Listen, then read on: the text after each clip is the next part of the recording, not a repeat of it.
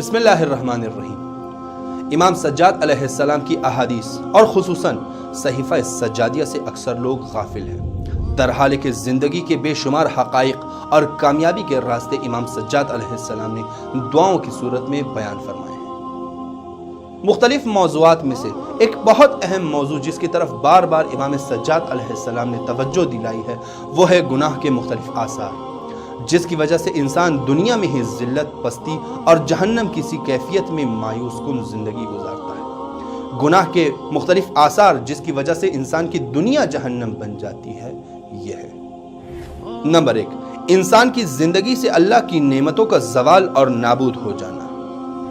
Number 2، انسان کا نادم، ٹینشن اور ڈپریشن میں مبتلا ہو جانا۔ نمبر 3، دنیاوی امور میں بے جا مختلف مشکلات کا شکار ہونا۔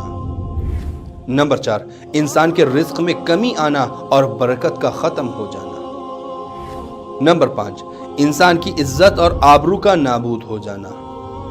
نمبر 6، انسان پر مختلف بلاؤں کا نازل ہونا۔ نمبر 7، انسان کی زندگی اور عمر کا کم ہو جانا۔ نمبر 8، طبعی نظام میں تبدیلی اور اس کی وجہ سے مشکلات کا شکار ہونا۔ اور نمبر 9، انسان کے گناہوں کا لوگوں کے سامنے آشکار ہو جانا۔ اور یاد رہے، ان تمام حقائق کو مسلسل اور بار بار دہرانا گناہوں کو ترک کرنے کے لیے کافی مددگار ثابت ہو سکتا ہے۔ والحمدللہ رب العالمین۔